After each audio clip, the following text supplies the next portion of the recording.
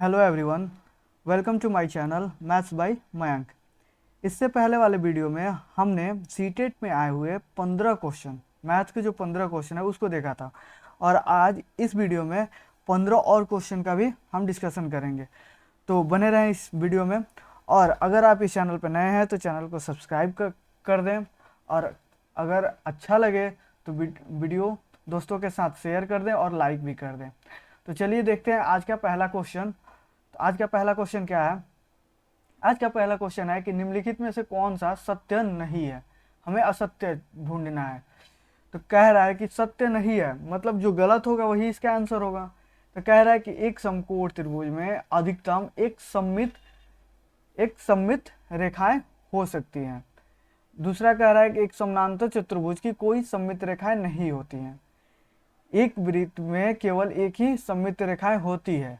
एक समचतुर्भुज अपने विकर्णों के परित सममित होता है। देखिए, जैसे हम जानते हैं सममित रेखाएं होती क्या है। अगर हम सममित रेखाएं को देखें, सममित रेखाएं, तो सममित रेखाएं क्या होती है? कोई भी आकृति, अगर माने ये त्रिभुज है, ये त्रिभुज है, तो ये त्रिभुज को अगर हम कोई ऐसे पॉइंट से, जैसे इस पॉइंट से अगर हम इसको फोल्ड करें, हम इसको क्या करें, फोल्ड करें, तो ये वाला भाग इधर जाके इसके ऐसे हो जाएगा, इस पे ही हो जाएगा। और अगर इस पे ये इसको ढक ले रहा है, पूरी तरह दिख नहीं रहा है, तो ये क्या होंगी? ये सममित रेखाएं होंगी। मतलब सममित रेखा क्या करती है? सममित रेखा करती क्या है कि किसी आकृति को दो पार्ट में बांट देती है, ताकि वह दूसरे, जब एक के ऊपर एक को रखा जाए तो वो एक दूसरे को ढक ले। वही सममित रेखाएं होती हैं। जैसे अगर इस क्वेश्चन में देखिए, कह रहा है कि एक समकोण त्रिभुज में अधिकतम एक सममित रेखाएं हो सकती है। अगर हम समकोण त्रिभुज बनाए तो समकोण त्रिभुज हमारा कैसे बनता है? समकोण त्रिभुज ये ऐसे बनता है, समकोण त्रिभुज। ठीक, ये हमारा क्या है? ये हमारा समकोण त्रिभुज है। अगर समकोण त्रिभुज में हम कहाँ से मोड़ें, कहाँ पे एक ऐसी रेखा खींच दें जो जहां से कि इसको अगर एक दूसरे पर मोड़ा जाए तो ये पूर्णतः ढक ले। अगर हम यहाँ से अगर हम इसको ऐसे मोड़ दें, इस वाले लाइन से यहाँ से इसको मोड़ दें, तो जब इस वाले पोर्शन को उठा के इस पे रखेंगे या इसको इस पे रखेंगे, तो ये एक दूसरे को क्या करेंगे? ये एक दूसरे को, यहाँ से अगर हम देखें, ये एक दूसरे को क्या करेगी? ये एक दूसरे को ढक लेगी। यहाँ से हम देखें ये, और इधर से ये, और ऐसे ये एक दूसरे को क्या करेगी? ढक लेगी। थोड़ा सा ड्राइंग खराब हो जा रहा है मेरा। तो ये एक दूसरे को क्या करेगी? ढक लेगी। तो ये क्या है? ये सममित रेखा है। तो वही कह रहा है कि समकोण त्रिभुज में अधिकतम एक सममित रेखाएं हो सकती हैं।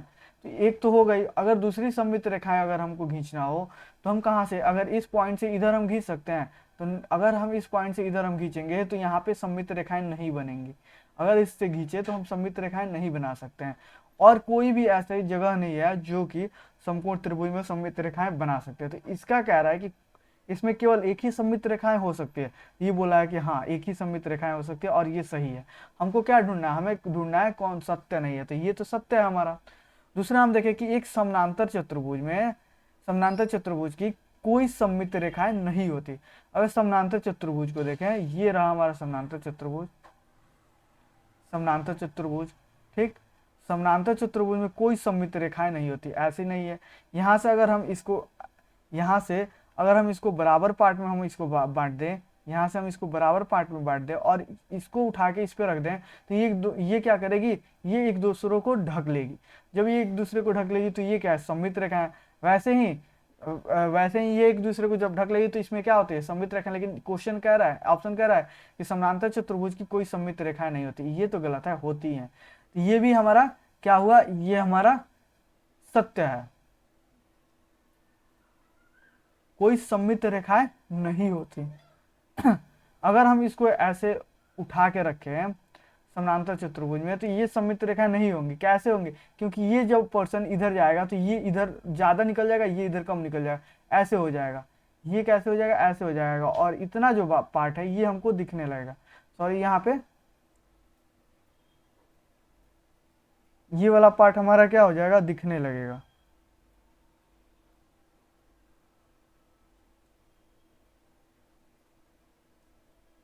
ये वाला पार्ट हमारा क्या हो जाएगा? दिखने लगेगा। तो ये क्या होती है?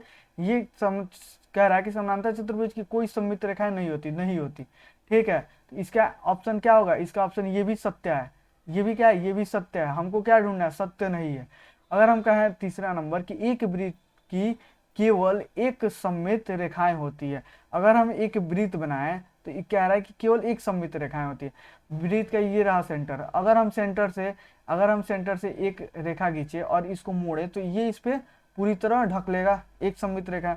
अगर यहाँ से अभी यहाँ से अगर हम यहाँ से इस सेंटर से एक और अगर हम एक और रेखा खींचे तो ये एक दूसरे को भी ढक लेगा, ठीक है। तो एक और सममित रेखा है, यहाँ से खींचे तो एक और सममित रेखा है। ऐसे ही वृत्त में हम जहां से मन कहीं से भी हम सेंटर से अगर कोई रेखा खींच रहे हैं तो वो क्या होगा, वो सममित रेखाएं होंगी। तो ये तो सत्य है, ये तो असत्य है। ये बोला है कि केवल एक सममित रेखाएं होती है, लेकिन यहाँ पे हम तो देख रहे हैं वृत्त में बहुत ज्यादा सममित रेखाएं होती है, अनंत सममित रेखाएं होती है। तो यही असत्य है, और यही क्वेश्चन पूछा था, तो कौन सा असत्य है, तो नंबर सी नंबर असत्य है, ठीक है। आगे हम बढ़ते हैं, दूसरा नंबर क्वेश्चन देखते हैं। दूसरा नंबर क्वेश्चन क्या कहता है, दूसरा दूसरा नंबर क्वेश्चन क्या कहता है, ये क्वेश्चन है माध्य माध्यिका और बहुलक से, ठीक। ये कह रहा है कि निम्न आंकड़ों के लिए परिसर, माध्यक और बहुलक का माध्य निकालना है। परिसर, माध्यक और बहुलक का माध्य निकालना है, मतलब इन आंकड़ों का पहले परिसर निकालें, उसके बाद माध्यक निकालें, फिर बहुलक निकालें, और इन तीनों का फिर माध्य निकालें, ठीक। तो जैसे कि हम आंकड़े देखते हैं, परिसर क्या होता है, परिसर, माध्यक और बहुलक क्या होता है। सबसे पहले इन तीनों को हम बनाने के लिए परिसर देखते हैं कि परिसर होता क्या है। परिसर होता क्या है, परिसर होता है आंकड़ों का उच्च मान, आंकड़ों का उच्चतम मान। अगर हम कहें उच्चतम मान और उच्चतम मान माइनस न्यूनतम मान, ये हमारा क्या होता है, ये हमारा परिसर होता है।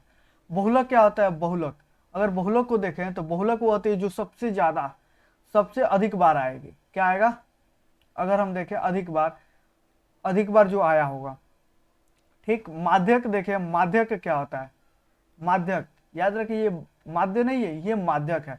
माध्यक होता है कि अगर जो आंकड़े हैं, अगर हम इनको जोड़े, एक गिने 1 2 3 4, अगर ये आंकड़ों की संख्या अगर आंकड़ों की संख्या ऑड है, क्या है, ऑड है, तो हम क्या करेंगे, आंकड़ों को हम कैसे दिखाएंगे, एन से दिखाएंगे, तो n/2 कर देंगे। n/2 जैसे ही करेंगे तो जो बीच वाला आएगा वही हमारा क्या होगा, माध्यक होगा। अगर ये ऑड ना हो के अगर ये इवन होगा, अगर ये सम संख्या, ये ऑड मतलब विषम, ये इवन, इवन मतलब सम, अगर इवन होगा तो हम क्या करेंगे, n+1/2 कर देंगे, ठीक। तो जो बीच में आएगा जैसे ही हम करेंगे तो जितना आएगा वही हमारा क्या होगा, माध्यक होगा। और माध्य क्या होगा, माध्य तीनों का माध्य निकालना होगा। तो माध्य होता है कि आंकड़ों आंकड़ों का कुल योग। माध्य क्या होगा, आंकड़ों का कुल योग, जितना भी हम योग करना चाहें, जितने भी आंकड़े हैं उन सबको जोड़ दो, और कितनी आंकड़े हैं आंकड़ों की संख्या से हम क्या करेंगे, डिवाइड कर देंगे, तो ये हमारा माध्य भी निकल जाएगा। तो इसी पे हम बैठा देते हैं इस पे। और इससे पहले अगर ये डाटा जो दिया है, हम इसको क्या करेंगे, हम इसको पहले असेंडिंग या डिसेंडिंग किसी भी ऑर्डर में पहले इसको सजा देंगे। या तो हम असेंडिंग ऑर्डर में सजाएंगे, या फिर हम डिसेंडिंग ऑर्डर में, बढ़ते क्रम या घटते क्रम। तो हम इसको बढ़ते क्रम में सजा लेते हैं, काफी आसान होगा। बढ़ते क्रम में होता क्या है, सबसे छोटा, इसमें पहले सबसे छोटा अंक क्या है, तो सबसे छोटा अंक हम देखें तो सबसे छोटा 5 है, यहाँ पे क्या है, 5 है, 5 है। अब देखते हैं कि 5 कितनी बार आया है, तो 5 कितनी बार आया है, तो 5 एक बार यहाँ पे आया है, और कहाँ पे आया है 5, 15, 5 नहीं आया है, 5 केवल एक बार आया है, ठीक है। 5 कितनी बार आया है, 5 केवल एक बार आया है। आगे हम बढ़ते हैं, अब यहाँ पे 6 देखते हैं, 5 के बाद क्या आता है, 6, 6 कितनी बार आया था, 6 को अगर हम ले तो 6 एक बार यहाँ पे आया है, 6 एक बार यहाँ पे आया है, 2 बार 6 आया है, 6 एक बार और 2 बार 6 आया है। 6 के बाद 7 देखते हैं, तो 7 एक बार यहाँ पे आया है और 7 यहाँ पे नहीं आया है, ठीक। 7 के बाद हम 8 देखते हैं, 8 का कितनी बार आया, तो 8 यहाँ पे एक बार आया है, 8 यहाँ पे 2 बार आया है, 8 यहाँ पे 3 बार आया है। 8 कितनी बार आया है, 3 बार, तो 3 बार हम 8 लिख देंगे, 1 2 3। उसके बाद 9 देखते हैं, तो 9 कितनी बार आया है, 9 हमारा एक बार आया है, 9 कितनी बार आया है, एक बार। उसके बाद 10 देखते हैं, 10 कितनी बार आया है, 10 हमारा एक बार आया है यहाँ पे, अब नहीं आया है। 10 के बाद हम क्या देखते हैं, 10 के बाद 12, 12, 11 तो आया नहीं है यहाँ पे, 11 नहीं है। 12 को हम देखते हैं 12 कितनी बार आया है, तो 12 हमारा 2 बार आया है, 1 और 2। 12 कितनी बार, 1 बार और 1 2 बार, और तो नहीं आया ना 12, नहीं आया। 12 के बाद हम 13 देखते हैं, नहीं है। 14 देखते हैं, 14 एक बार आया है, तो एक बार 14 को हम लिख लेते हैं, एक बार क्या है 14, हम क्या लिखते हैं 14, ठीक। 14 के बाद इसको हम मिटा देते हैं थोड़ा सा, 14 के बाद क्या आया 15, 15, हाँ 15 आया है एक बार, यहाँ पे एक बार 15 आया और नहीं आया है। फिर 15 के बाद क्या है, 15 के बाद 18 आया है, 18 यहाँ पे आया है एक बार और यहाँ पे आया है 2 बार। 15 के बाद क्या है 18, 18 और 18। अब हम देखते हैं कि जितना आंकड़ा यहाँ पे दिया है उतना आंकड़ा ये हो रहा है कि नहीं। देखते हैं 1 2 3 4 5 6 7 8 9 10 11 12 13 14 15। एक बार आप जोड़ जरूर लीजिएगा, ठीक है, कितना आ रहा है। इसको गिन के इसको भी गिन लीजिएगा, 1 2 3 4 5 6 7 8 9 10 11 12 13 14 15। दोनों आंकड़े हमारे बराबर बराबर हैं। तो अब हम आगे बढ़ते हैं, हमारा क्या कह रहा है, पहले परिसर। परिसर हम पहले निकालेंगे, हम क्या निकालेंगे पहले परिसर। जब हम परिसर निकालेंगे तो उच्चतम मान क्या है हमारा 18 और न्यूनतम मान क्या है हमारा 5। जब 18 में से हम 5 को घटाएंगे तो हमारा कितना आ जाएगा 13, परिसर हो गया। हम बहुलक निकालेंगे, बहुलक। बहुलक कितना है, बहुलक, बहुलक का मतलब होता है जो आंकड़ा में सबसे ज्यादा बार कौन सा आया है। तो आंकड़ा में सबसे ज्यादा बार अगर हम देखें यहाँ पे इस आंकड़ा में तो 8 सबसे ज्यादा बार आया, तो बहुलक क्या होगा 8। माध्यक हम क्या निकालते हैं, माध्यक निकालते हैं। माध्यक का फॉर्मूला क्या होता है, अगर ये कितना अंक था, ये 15 था, 15 था ये आकी इसका मतलब ये ऑड है कि तो n/2, n/2 अगर हम करेंगे यानी कि इसका बीच वाला ऑड है तो हम क्या करेंगे, जो बीच वाला होगा n/2 क्या होगा 7, 7 इधर छांट देंगे 7 इधर छांट देंगे, कितना हो जाएगा हमारा बीच वाला जो भी मिलेगा वो हमारा माध्यक हो जाएगा। अगर हम देखें 2 2 4 2 6 और एक साथ 8 को छाटेंगे यहाँ पे क्या आ जाएगा 9।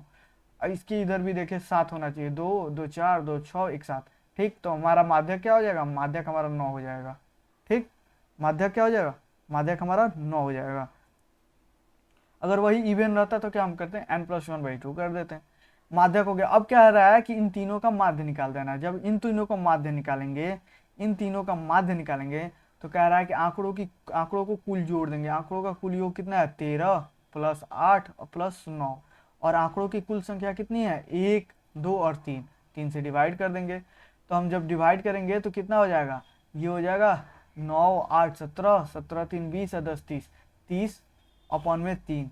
जब काट देंगे तो कितना आ जाएगा 10, और यही हमारा आंसर हो जाएगा। माध्य पूछा था, माध्य हमारा 3 नंबर आंसर है, कितना 10, तो यही हमारा आंसर हो जाएगा। आगे हम बढ़ते हैं, तीसरा नंबर हम क्वेश्चन लेते हैं, ठीक है। तीसरा नंबर क्वेश्चन ये देखिए, ये मार्ट से आप लोग अब क्या बनेंगे, जाएंगे चावल और गेहूं का आटा खरीदने, पिसा हुआ धनिया खरीदने। वही बोला कि एक किराने की दुकान पर सामान की मूल्य सूची निम्न रूप में अंकित की गई है। ये सामान है और इसका प्रति केजी, यहाँ पे प्रति केजी, यहाँ पे प्रति केजी, यहाँ पे प्रति 250 ग्राम का यहाँ पे दाम दिया है। ये हमारा सामान हो गया, इधर वाला भाग हमारा सामान हो गया और इधर वाला भाग हमारा प्राइस दे दिया। कह रहा है कि आशीष को 5 किलो चावल, 5 किलो गेहूं का आटा, 250 ग्राम पिसा हुआ धनिया, 250 ग्राम पिसी हुई मिर्चा, 2 केजी काले चने और शेष बचे हुए रुपए से बिस्कुट पैकेट खरीदने हैं। यदि उसके पास 1000 रुपया है, कितना रुपया 1000 रुपया है, तो वह कितने बिस्कुट के पैकेट खरीद सकता है। पहले तो उसके पास कितना पैसा है 1000 रुपया है, कुल पैसा, ठीक है। अब उसको खरीदना क्या है, कह रहा है कि 5 केजी चावल। अगर वो चावल खरीदे कितना 5 केजी, और किस दाम पे, तो चावल का 1 केजी का दाम कितना है 70 रुपये, 70 रुपये, तो वो कितना देगा उसको 350 रुपये में वो चावल खरीदेगा। उसके बाद कह रहा है कि गेहूं का आटा, जब वो आटा लेगा गेहूं का, तो आटा कितना लेगा, आटा भी 5 केजी, आटा कितना कितना लेगा 5 केजी। आटा का 1 केजी का दाम कितना है 45 रुपये, 5 केजी का दाम उसका कितना पड़ जाएगा 250 रुपये, 250 रुपये, ठीक है। अब कह रहा है कि पिसा हुआ धनिया, 250 ग्राम पिसा हुआ धनिया। पिसा हुआ धनिया 250 ग्राम का दाम कितना है, 40 रुपए। तो यहाँ पे धनिया हम लिखेंगे, और धनिया जब आप लोग दुकान में जाते हैं तो ऐसे ही ना वो दुकानदार जो पर्चा होता है उसको बनाता है, तो धनिया क्या हो गया, धनिया कितना, 40 रुपए का धनिया। ठीक, उसके बाद कह रहा है 250 ग्राम पिसी हुई मिर्चा, पिसी हुई मिर्चा 250 ग्राम कितना का है, 60 रुपए का। तो यहाँ पे हम 60 रुपया ये डाल देंगे, क्या है, मिर्चा। ठीक, ये क्या है, मिर्चा, तो हम क्या डालेंगे, 60 रुपये। उसके बाद कह रहा है कि 2 kg चने, काले चने, काले चने कितने, चने 2 kg, कितने, 2 kg। 1 kg का दाम कितना है, चना चना चना चना कहाँ है, काला चना, 1 kg 90 का है। ठीक, 2 kg अगर वो लेगा तो कितना पड़ जाएगा उसको, 180 रुपये। अब इनको हम क्या करेंगे, ऐड करेंगे। जब हम इनको ऐड करेंगे तो ये हमारा हो जाएगा 0, ये हमारा क्या हो जाएगा, ये हमारा हो जाएगा 0, 250। ठीक है, ये हमारा हो जाएगा 0,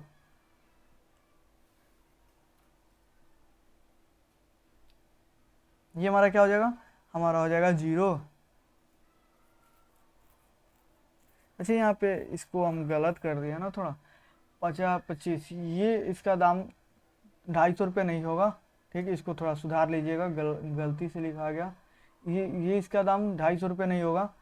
हम 4 × 5 = 20, 200 रुपये, और 50 × 25 = 225 रुपया होगा। ठीक है, 225 रुपया होगा, 225 रुपये। अब हम क्या करेंगे, इसको हम ऐड करेंगे। जब हम इसको ऐड करेंगे तो ये हमारा कितना हो जाएगा, देखिए अगर ऐड करते हैं तो ये 5 का 5। ठीक, यहाँ पे देखो, ये हमारा 5 का 5। यहाँ पे हम देखें तो 5 2 7, 7 4 11, 11 6 17, 17 8 25, 5 कितना बचा, 2, हाथ में 2, 3 2 5, 5 1 6, 6 2 8, 855 रुपया क्या हुआ हमारा, 855 रुपया। ये पूरे सामान को खरीद लिया और लेके कितना गया था, 1000। 1000 में से जब 855 रुपये हम घटाएंगे तो हमारे पास कितना बच जाएगा, 5 4, और ये हो जाएगा 145 रुपये। ठीक, 145 रुपया बचा। हमको क्या खरीदना है, बिस्किट। एक पैकेट बिस्किट का दाम कितना रुपया, 20 रुपया। तो इतने में 145 रुपये में कितने बिस्किट आ जाएंगे, जब हम इसको भाग देंगे तो लगभग हम ये कितना जाएगा, 20 सत्ते 140, और कितना रुपया बच जाएगा, 5 रुपया बच जाएगा। तो हम लगभग 7 बिस्किट के पैकेट खरीद सकते हैं, जो कि क्वेश्चन पूछ रहा है कितने खरीद सकते हैं, और 7, यही हमारा आंसर होगा, ऑप्शन नंबर बी। ठीक, आगे बढ़ते हैं, हम देख लेते हैं क्वेश्चन नंबर 4।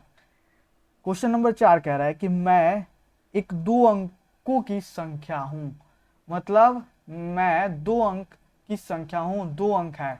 मान लेते हैं कि 2 अंक कौन कौन सा है, कोई भी हम 2 अंक, मतलब XYZ जैसे भी हैं, हम 2 अंक बोल लेते हैं। मानो कि x और y 2 अंक की संख्या है। कह रहे हैं इकाई के स्थान पे, ये क्या होता है, ये हमारा इकाई होता है जिसे हम वंश कहते हैं, इकाई। ये हमारा टेंस होता है जिसे हम दहाई कहते हैं। ठीक, तो कह रहा है कि इकाई के स्थान पे 2 का गुणज है, इकाई नहीं, दहाई के स्थान पे, दहाई के स्थान पे 2 का गुणज है। दहाई के स्थान पे 2 के गुणज है, मतलब ये वाला। अगर हम ऑप्शन से जाएं तो ये वाला 2 का गुणज है, ये और ये, यही ना दहाई का स्थान है। इस संख्या में देखें तो दहाई के स्थान पे 2 का गुणज है। ठीक है, ये भी 2 का गुणज है, ये भी 2 का गुणज है, ये भी 2 का गुणज है, और ये भी 2 का गुणज है। ये ठीक कह रहा है। तो ये इसके इस कंडीशन से तो सारे आंसर होंगे। कह रहा है इकाई के स्थान पर 3 का गुणज है। अब इकाई के स्थान पे 3 का गुणज देखो, ये 9 3 का गुणज है, 6 3 का गुणज है, 9 3 का गुणज है, फिर 3 भी 3 का गुणज है। ये भी सेटिस्फाई कर दे रहा है। ठीक, अब कह रहा है कि दोनों संख्याओं का योग एक अभाज्य संख्या है जो कि 52 का गुणनखंड है। अब दोनों को जब हम जोड़ेंगे तो अभाज्य संख्या होंगी। 6 और 9 कितना होगा, 9 6 15, ये तो अभाज्य संख्या नहीं है, यानी कि ये इसका ऑप्शन नहीं होगा। 6 4 10, ये भी अभाज्य संख्या नहीं है, ये भी भाज्य है, ये भी आंसर नहीं होगा।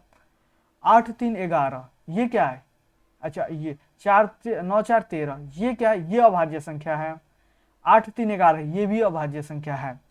अब ये जब सेटिस्फाई कर दे रहा है ये कंडीशन, तब कह रहा है कि नहीं, वो 52 का गुणनखंड भी होना चाहिए, 52 का गुणनखंड होना चाहिए। तो 11 तो 52 को काटेगा नहीं, ये तो आंसर हुआ नहीं। 13 52 से काट देता है, 13 × 4, 13 × 4 52, और यही हमारा क्या हो जाएगा, आंसर हो जाएगा, जो कि इन दोनों कंडीशन को सेटिस्फाई कर रहा है। तो यहाँ पे x और y की जगह पे क्या आ जाएगा, 52, जो कि हमारा आंसर होगा।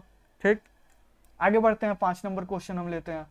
5 नंबर क्वेश्चन क्या है, कह रहा है कि अवरोही क्रम में व्यवस्थित करने पर निम्नलिखित में कौन सा संख्या तीसरी स्थान पर होगी? अवरोही क्रम, अवरोही क्रम का मतलब हो गया डिसेंडिंग ऑर्डर। ठीक, डिसेंडिंग ऑर्डर, डिसेंडिंग ऑर्डर। ठीक है, डिसेंडिंग ऑर्डर का मतलब पहले सबसे छोटा, उसके बाद उससे बड़ा, उसके बाद उससे बड़ा, उसके बाद और बड़ा, और बड़ा, सबसे बड़ा लास्ट में। तो यही कह रहा है। यहाँ पे हम देखें तो यहाँ पे अब ये दे दिया दशमलव में, ये किस में दे दिया? तो दशमलव में दे दिया।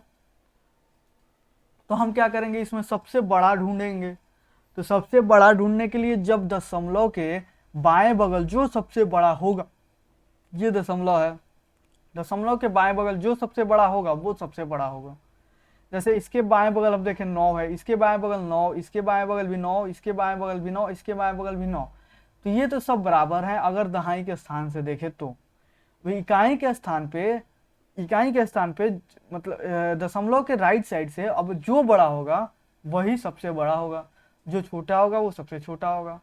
ठीक, अब इसमें देखते हैं, जब हम दशमलव के एक अंक बाद जाते हैं तो दशमलव के एक अंक बाद यहाँ पे 0,9 है। दशमलव के एक अंक बाद क्या है? 0,9 है। दशमलव के दो अंक, दशमलव के इधर क्या है? 0,09 है। यहाँ पे क्या है? 990 है। यहाँ पे क्या है? 909 है। यहाँ पे क्या है? 099 है। तो सबसे बड़ा हमको दो ही दिख रहा है इस सब में, ये और ये 9.990 और 9.909। अब दोनों में कौन बड़ा है? तो इन दोनों में ये कितना है? ये 990 है। ये कितना है? ये 909 है, यानी कि 909 है।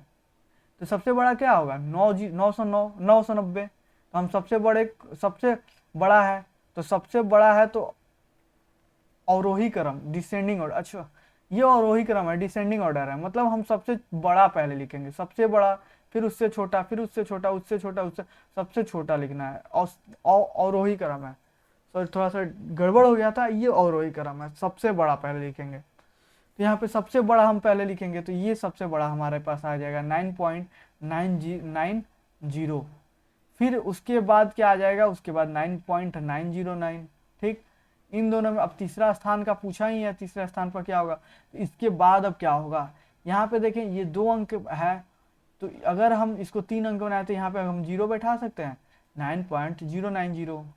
और ये क्या है? ये है अब 9.009। तो ये क्या है? ये ऑलरेडी देखें 9.9 हम कह सकते हैं। इसको हम देखें 9.99 हम कह सकते हैं। इसको हम देखें 9.90 हम कह सकते हैं। तो इसमें सबसे बड़ा कौन है? 99 वाला है। सबसे बड़ा कौन है? 99 वाला है। तो हम इसके बाद क्या लिखेंगे? इसके बाद लिखेंगे 9.099। तो यही पूछा था, यही 3 नंबर पे है, और यही हमसे पूछा था जो कि ऑप्शन 1 नंबर पे है। यही हमारा क्या, सॉरी, ऑप्शन क्या है? 2 नंबर पे है। यही हमारा आंसर होगा।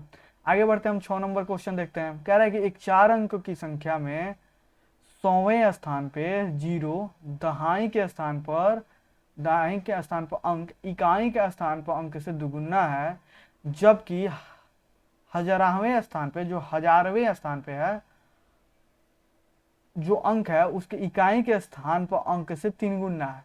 मतलब अगर हम 4 अंक की संख्या अगर बना लें, जैसे 1 अंक, 2 अंक, 3 अंक और 4 अंक, 4 अंक की अगर हम संख्या बना लें, तो कह रहा है कि जो ये हमारा क्या होता है? ये हमारा इकाई होता है, जिसे हम वंश कहते हैं। इकाई मतलब वंश, दहाई टेंस, ये 100, ठीक है, जिसे हम हिंदी में सैकड़ा कहते हैं। ये हमारा थाउजेंड्स, जिसे हिंदी में हम 1000 कहते हैं, हजराहवा। तो ये हम क्या कहते हैं? ये कह रहा है कि इकाई जो 100वां अंक पे 0 है। 100वां अंक क्या है? ये यहाँ पे क्या है? ये 0 है। यहाँ पे कौन सा 0 है? देखें इधर से 1 2 3 सब में 0 है, ये नहीं है, तो इसको हम काट देंगे पहले ही। ये हमारा आंसर होगा ही नहीं। 4602 हमारा आंसर नहीं होगा, क्योंकि कंडीशन सेटिस्फाई नहीं कर रहा है। अब कह रहा है कि दहाई के स्थान पे, मतलब ये वाला यहाँ पे स्थान पर, इकाई के स्थान पर अंक से दुगुना है। इकाई के स्थान पर अगर मान लेते हैं x है, तो दहाई के स्थान पर 2x है। ठीक, कंडीशन यहाँ पे ये सेटिस्फाई कर दिया। दूसरा कह रहा है कि जबकि जो 1000वें हैं, 1000वें स्थान पे इकाई के स्थान पर अंक से 3 गुना है। 1000वें स्थान पे इकाई के अंक x से 3 गुना है, 3x है। इसमें किसी को कोई टेंशन, कोई तकलीफ, कोई दर्द कुछ नहीं। आगे बढ़ते हैं हम। तो यहाँ पे हमको क्या करना है, अब इसमें कौन सा ऑप्शन लें जो कि इसको सेटिस्फाइड कर देगा, ठीक है। जैसे अगर कह रहा है कि अगर वंस पे हम 2 रखते हैं तो उसका टेंस 2x होना चाहिए। ये 2x है नहीं, 3x है, ये तो आंसर नहीं होगा।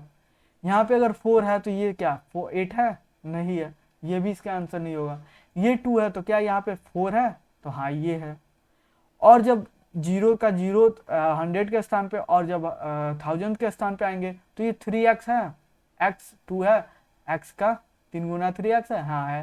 तो ये इसका क्या होगा आंसर होगा, यही इसका आंसर होगा जो कि सेटिस्फाई कर रहा है 6, 0, 4 और 2, ठीक, यही हमारा आंसर होगा। आगे बढ़ते हैं, 7 नंबर देखते हैं क्वेश्चन। 7 नंबर कह रहा है कि एक 2 अंकों वाली संख्या और इन अंकों को पलटने पर बनी संख्या का योग 88 है। 2 अंक वाली संख्या मान लेते हैं x और y। जब हम इनको पलटेंगे y और x करेंगे और इन दोनों को जब हम जोड़ेंगे तो हमारा क्या हो जाएगा 88 हो जाएगा, ठीक। कह रहा है जिसमें दहाई का अंक इकाई के अंक से बड़ा होगा। दहाई का अंक ये वाला अंक जो होगा ना, ये वाला अंक, दहाई का अंक इकाई के अंक से बड़ा होना चाहिए। दहाई का अंक क्या होगा इकाई के अंक से बड़ा होना चाहिए। तो जो ये वाला अंक होगा ना ये बड़ा होना चाहिए। दहाई का अंक इकाई के अंक से, जिसमें दहाई का अंक इकाई के अंक से बड़ा होना चाहिए, यानी कि x जो होना चाहिए यहाँ पे बड़ा होना चाहिए y से। x क्या होना चाहिए बड़ा होना चाहिए, छोटा नहीं होना चाहिए हमेशा, ठीक। अब हम बढ़ते हैं आगे।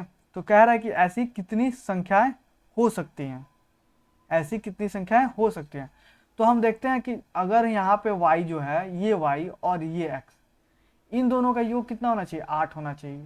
तो हम देखते हैं 8 कौन ऐसी संख्या है जो मिलकर 8 बनाती हैं। जैसे अगर हम देखें तो 8 बनाने वाली 0 और 8, और ऐसे ही 1 और 7, 2 और 6, 3 और 5, 4 और 4, यहाँ पे क्या होगा 4 और 4, ठीक। यहाँ पे 5 और 3, यहाँ पे 5 और 3, यहाँ पे 6 और 2, 7, 1, 8 और 0।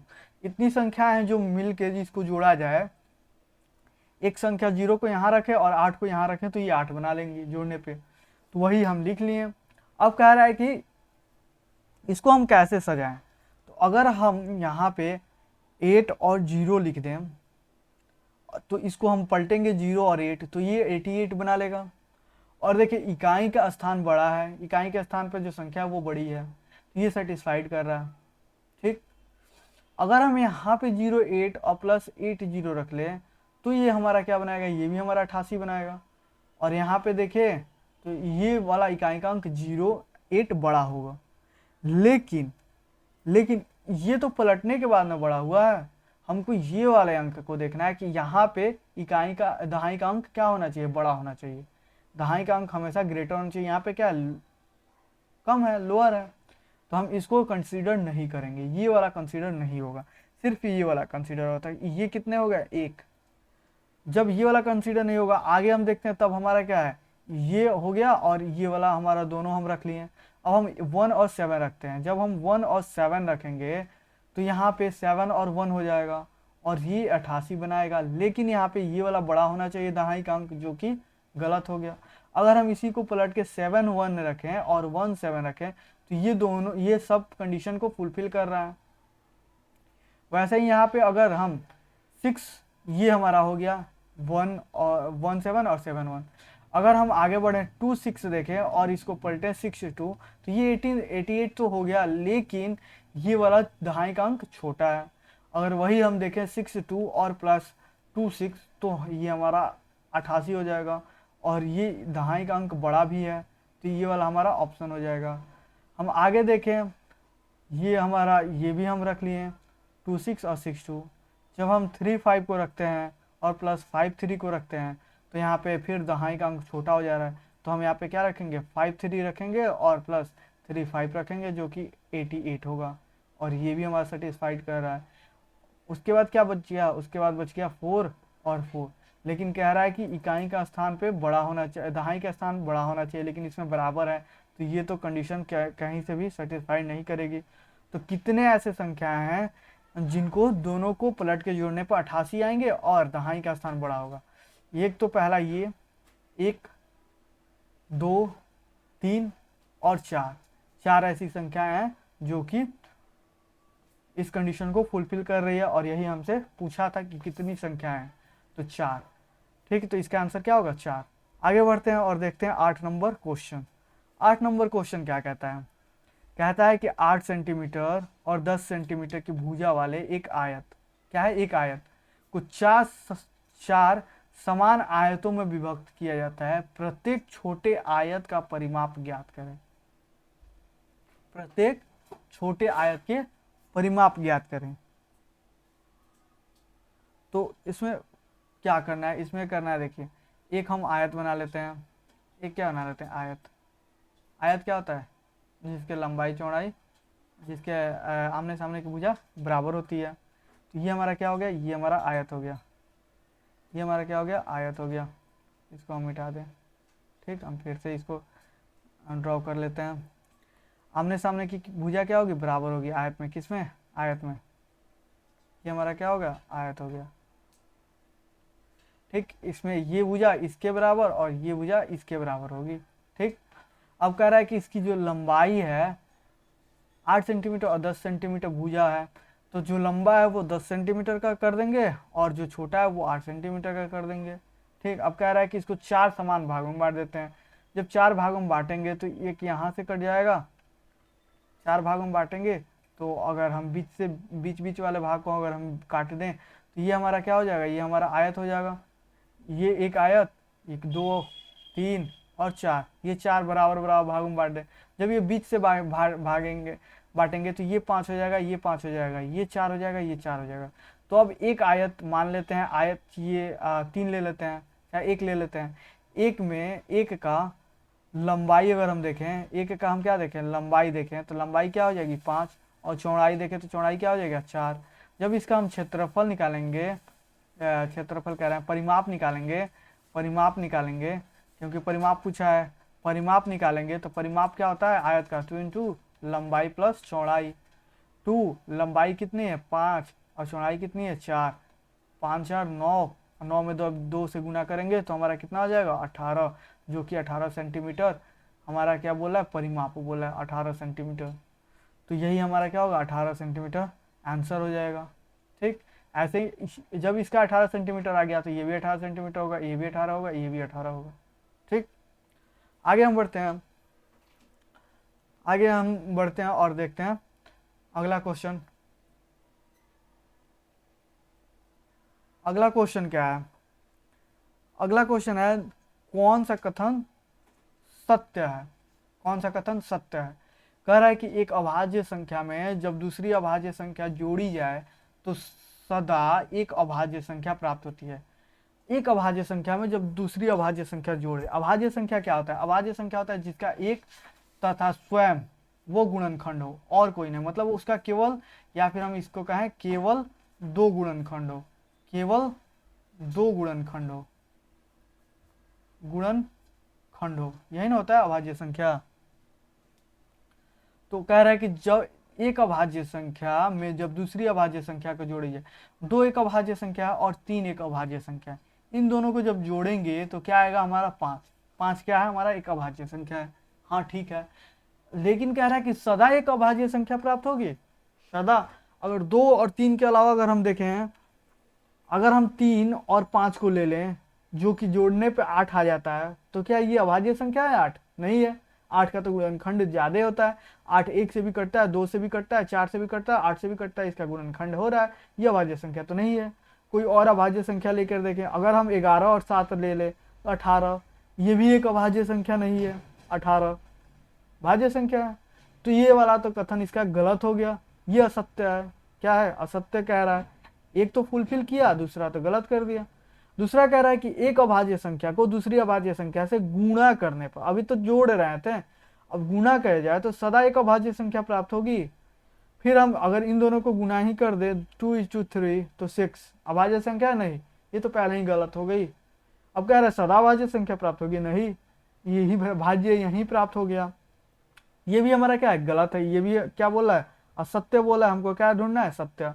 कह रहा है अभाज्य संख्याओं के गुणनखंड नहीं होते हैं। होते हैं ना, दो गुणनखंड तो होते हैं, केवल दो गुणनखंड होगा, वो एक और स्वयं, दो गुणनखंड होगा। ये क्या कह रहा है, ये भी असत्य है, ये तो गलत बोल रहा है, ये भी असत्य है। चौथा, जब तीनों असत्य हो गए तो यही सत्य होना चाहिए। अभाज्य संख्या अपरिमित रूप से अनेक है, हाँ सही है, अभाज्य संख्या अनेक है।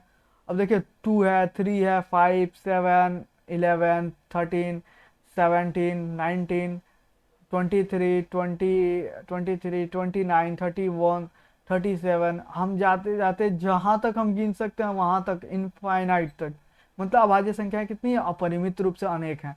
तो ये कथन क्या होता है, ये कथन सत्य होता है। और यही क्वेश्चन पूछा है कि कौन सा कथन सत्य है, तो आंसर होगा 4 नंबर।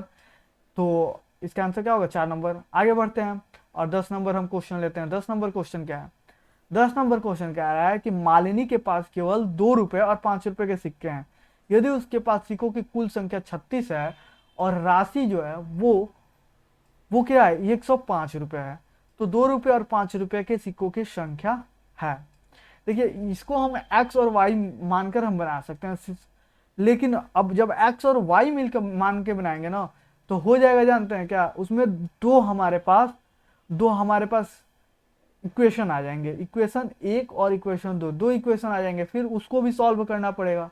तो ये ज्यादा झमेला। इसको ऐसे टाइप का जो भी क्वेश्चन आए, इस टाइप का जो भी क्वेश्चन आए, ये सिक्के वाले, या फिर कितनी बार देता है सर और पैर वाले क्वेश्चन देता है, तो उनको बहुत ज्यादा आप प्रेफर करें। आप ज्यादा से ज्यादा चाहें तो उसको ऑप्शन से सॉल्व करें, ये बहुत जल्दी हो जाता है। देखिए कैसे कैसे सॉल्व कैसे करना है। कह रहा है कि 2 और 5 के ही सिक्के हैं, ठीक, तो यानी कि ये जो सिक्के होंगे ये 2 के सिक्के होंगे और ये सिक्कों की संख्या 5 होंगी। ऑप्शन में कह रहा है कि कुल जो सिक्के हैं वो 36 है। दोनों को जोड़ दें, दोनों को जोड़ेंगे तो ये भी 36 आएंगे, ये भी 36 आ रहा है, ये भी 36 आ रहा है, ये भी 36 आ रहा है, ठीक, तो ये तो सेटिस्फाई कर रहा है। कह रहा है कि वो 105 रुपए है। जब हम 2 के सिक्के 26 रख रहे हैं तो हमारा कितना रुपये हो रहा है, हमारा 52 रुपये हो रहा है। और जब 5 रुपए के 10 सिक्के रखना है तो कितना रुपया हो रहा है, 50 रुपए। जब दोनों को जोड़ेंगे तो 102 रुपया होगा। लेकिन ये कितने कह रहा है, ये कह रहा है कि 105 रुपया होना चाहिए। यहां से तो ये गलत हो गया, एक तो सेटिस्फाइड कर दिया, एक तो नहीं कर रहा है ना। अब कह रहा है कि 2 रुपए के 25 सिक्के अब रखो तो 50 रुपये हो गए, और 5 रुपए के 11 सिक्के रखो तो कितना हो गए, 11 5 55 रुपये। अब इन दोनों को जोड़ोगे तो 105 रुपये आ जाएगा। ये दोनों कंडीशन को फुलफिल कर रहा है, 36 और 105, तो ये इसका आंसर हो जाएगा। आगे भी अगर हम देखते हैं, आगे 3 नंबर, वैसे तो यहाँ तक तो हो जाएगा, बन जाएगा, आप आगे बढ़िए, लेकिन डिस्कशन हो रहा है तो फुल डिस्कशन इसका कर ले। अगर 21 सिक्के हैं 2 रुपये के तो कितने रुपए हैं, 42 रुपये हैं। अगर 5 रुपये के 15 सिक्के हैं तो 15 75 सिक्के हैं। जब हम इनको जोड़ेंगे तो ये आ जाएगा 7 और 7 4 11, 117 रुपये आ जाएगा, जो 105 रुपये लाना है। इसको अगर हम देखें तो 48 रुपये और 12 25 60 रुपये हम कह रहे हैं, तो 108 रुपये आ जाएगा। तो हमारा ये भी गलत हो गया, ये भी गलत हो गया, केवल आंसर क्या होगा, 2 नंबर। इसका ऑप्शन 2 सही है। आगे हम बढ़ते हैं, 11 नंबर क्वेश्चन देखते हैं। 11 नंबर क्वेश्चन कहता है कि वह संख्या जिससे 88 और 160 को विभाजित करने पर शेषफल 3 और 7 आए, निम्नलिखित ऑप्शन। कह रहा है कि वह संख्या, ये जो इसमें से कौन ऐसी संख्या है जिससे हम 88 और 11 को भाग करें तो हमारा शेषफल 3 और 7 आ जाए। आपके पास दो चीजें हैं, दो काम करें, या तो एक एक ऑप्शन को उठा के इसमें भाग कर दें। जैसे हम 13 से भाग करेंगे 88 में, 13 5 65, 13 6 78, 13 7 91, ये ज्यादा हो जाएगा, 91 चला जाएगा। कम करेंगे तो 13 5 65, 13 6 78, ये हमारा 10 बच गया, ठीक, तो ये हमारा आंसर नहीं होगा। 88 में जब यही इसको सेटिस्फाई नहीं कर रहा है तो इसको तो नहीं करेगा, क्योंकि एक ही संख्या लेनी है। जब यही गलत कर दिया तो ये सही होके भी क्या करेगा। 17 लेंगे तो 17 5 85, 17 कटाएंगे 17 5 85, 85 कटाएंगे 3 हमारा बच गया। हाँ, इसको हम चेक कर सकते हैं। जब इसको चेक करेंगे तो हम 160 में जब हम 17 से डिवाइड करेंगे तो कितना आ जाएगा, 17 9 153, ठीक, और हमारा 7 से एसपल बचा, जो कि ये भी बोल रहा है कि 7 से एसपल बच रहा है, तो ये संख्या क्या हो जाएगी 17। ठीक, सबसे आसान तरीका ऑप्शन से चले जाइए, ये कट जाएगा। या फिर आप ये कर सकते हैं कि आप 88 में से 3 घटा दें, कितना हुआ 85।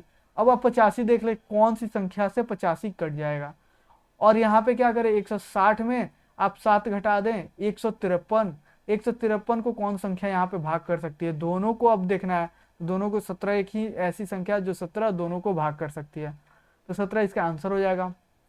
आगे हम बढ़ते हैं और 12 नंबर हम क्वेश्चन देखते हैं।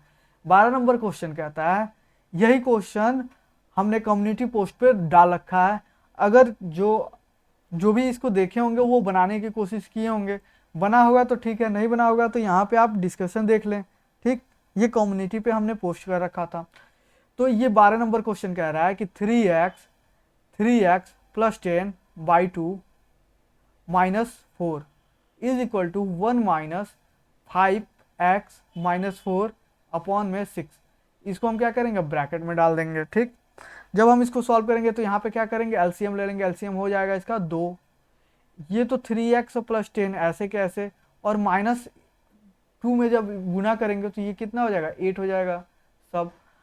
यहाँ पे हम एलसीएम लेंगे तो 6, तो ये कितना हो जाएगा 6 माइनस, ये जब ब्रैकेट हम हटाएंगे तो यहाँ पे 5x हो जाएगा, माइनस आ जाएगा इसके सामने। यहाँ पे क्या है, माइनस है, जब ये माइनस माइनस से मिलेगा तो क्या बना लेगा, प्लस, और 4 का 4 ही होगा, और बाई 6। जब ये दोनों बराबर है तो ये कट जाएगा 3 से, और ये 3 कहाँ गुना हो जाएगा, ये 3 आकर इसमें गुना हो जाएगा। जब 3 से हम गुना करेंगे तो हमारे पास कितना हो जाएगा, हमारे पास ये 9x हो जाएगा प्लस 30 हो जाएगा, और माइनस 24 हो जाएगा। यही ना होगा, 9x कितना हो जाएगा, 9x प्लस 30 माइनस 24, यही ये हो जाएगा जब 3 से हम गुना करेंगे तो। ठीक है, जब 3 से, 1 मिनट, हम पहले गुना नहीं करते हैं, 1 मिनट पहले हम इसको सॉल्व कर लेते हैं, उसके बाद यहाँ पे इस 3 को इधर कर लेंगे। जैसे यहाँ पे क्या है, यहाँ पे 3x है, यहाँ पे 10 है और माइनस 8 है। जब हम इसको करेंगे,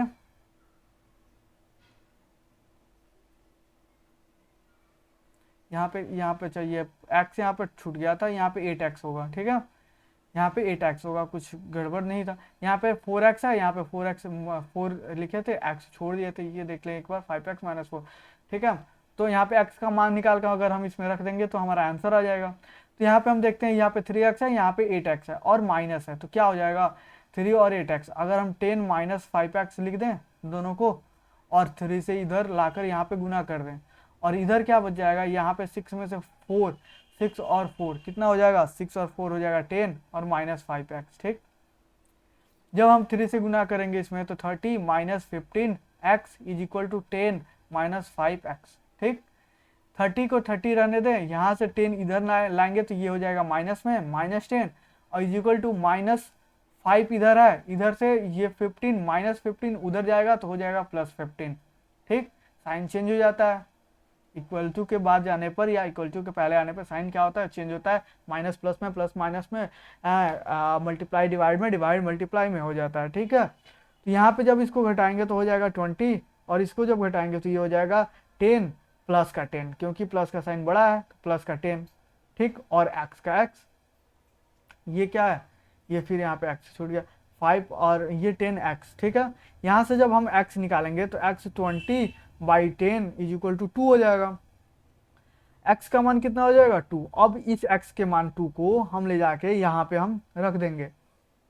यहाँ पे ये क्या कर रहा है, यहाँ पे देखें ये 7x minus 8, 7 into 2 minus 8, 14 minus 8 कितना आ जाएगा 6, 14 में से 8 गया 6, और यही हमसे पूछा था इसका मान, जो कि 6 आंसर हो जाएगा। आगे बढ़ते हैं, 13 नंबर हम क्वेश्चन देखते हैं। 13 नंबर क्वेश्चन क्या है, मान ज्ञात कीजिए। थोड़ा सा धुंधला हो गया, आप थोड़ा इसको बढ़ा लीजिएगा। बोला है कि मान ज्ञात कीजिए। ठीक है, कह रहा है कि 14 minus 5 into 3, 18 divide by 3 minus 3 into 12.5। तो सबसे अगर हम यहाँ पे क्या लगेंगे, बोर्ड मास का अगर हम रूल लगाएंगे, बोर्ड मास का रूल लगाएंगे, तो सबसे पहले क्या कह रहा है, यहाँ पे ब्रैकेट तो है नहीं, ऑफ तो है नहीं, तो यहाँ पे क्या है डिवाइड है तो हम क्या करेंगे, पहले डिवाइड करेंगे।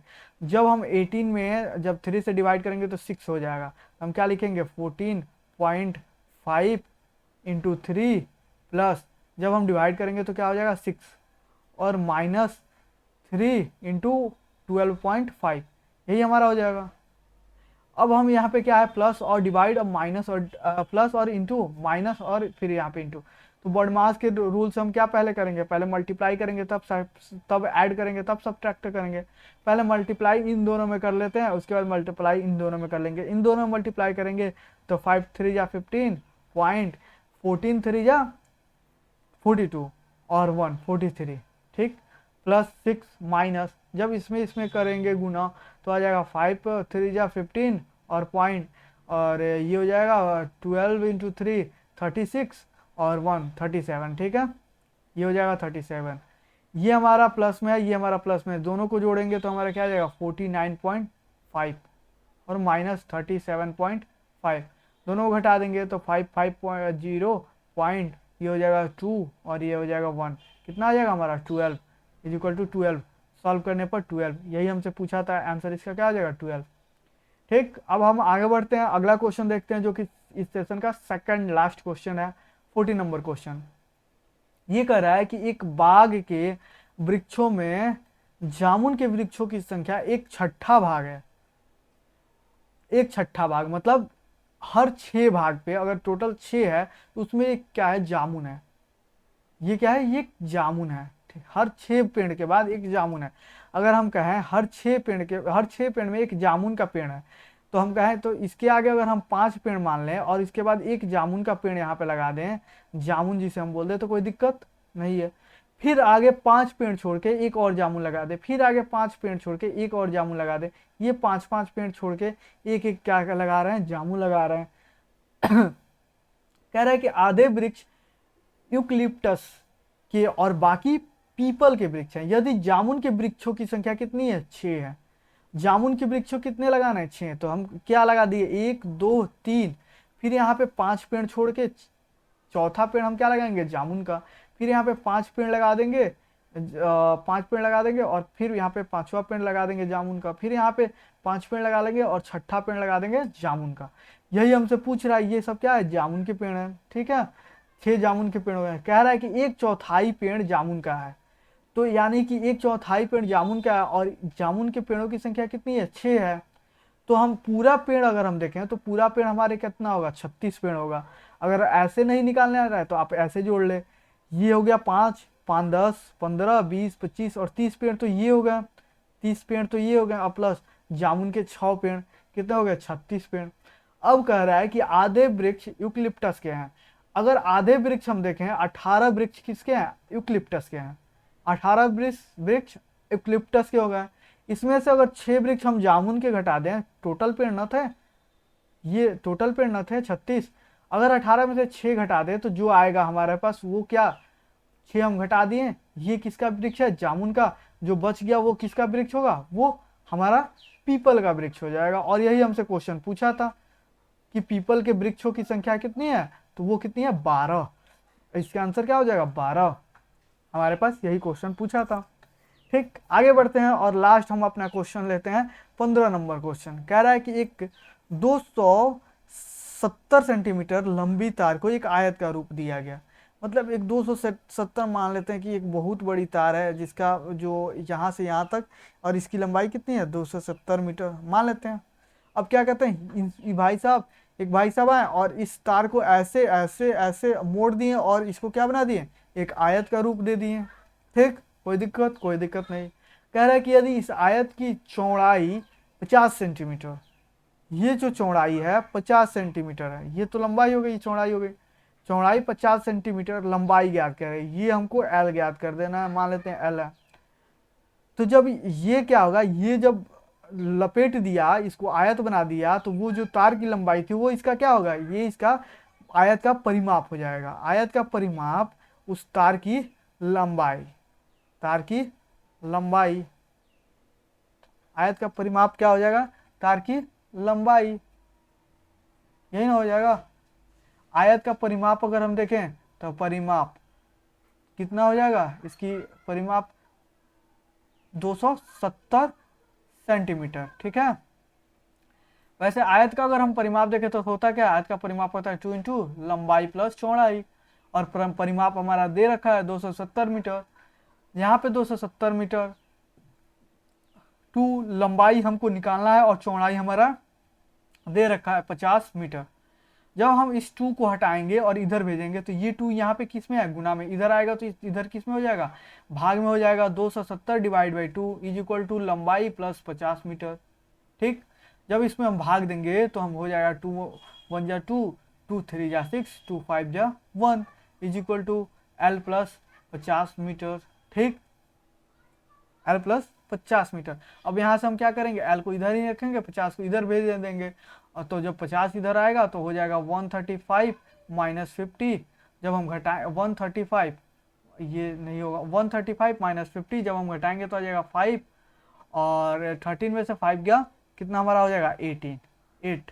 ठीक, ये हमारा क्या हो जाएगा, ये हमारा लंबाई हो जाएगा इतना सेंटीमीटर। और यही क्वेश्चन पूछा था कि लंबाई कितना हो जाएगा, तो 85 सेंटीमीटर।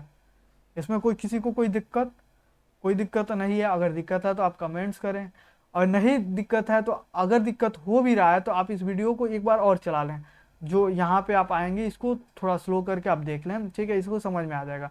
सिंपल कुछ नहीं करना है, जो आयत, जो तार की लंबाई है उसको आयत का परिमाप बना देना, परिमाप को वहाँ पे रख के निकाल देना है लंबाई। ठीक, तो आज के लिए बस इतना ही। आज पूरा 15 क्वेश्चन का डिस्कशन हम लोगों ने कर लिया। आज के लिए इतना ही, और हम कल मिलते हैं नए सेशन में जिसमें 15 क्वेश्चन और होंगे सीटेट के। और ये सीटेट पेपर 1 पेपर 2 दोनों के लिए है, आप दोनों के लिए जो तैयारी कर रहे हैं उन दोनों के लिए हैं। और साथ ही साथ जो बीपीएससी के द्वारा जो सुपर टेट लेने की बात चल रही है उस पैटर्न पे भी है, ऐसे ही क्वेश्चन सेम बन के आएंगे। थोड़ा सा डाटा चेंज होगा, थोड़ा सा कठिनाई वाला थोड़ा सा प्रश्न हो सकता है। तो ये सिलेबस निकलने के बाद हम डिसाइड करेंगे कि अच्छा हमारा सिलेबस जैसे होगा वैसे हम क्वेश्चन लाएंगे। ठीक, तो आज के लिए बस इतना ही। जय हिंद।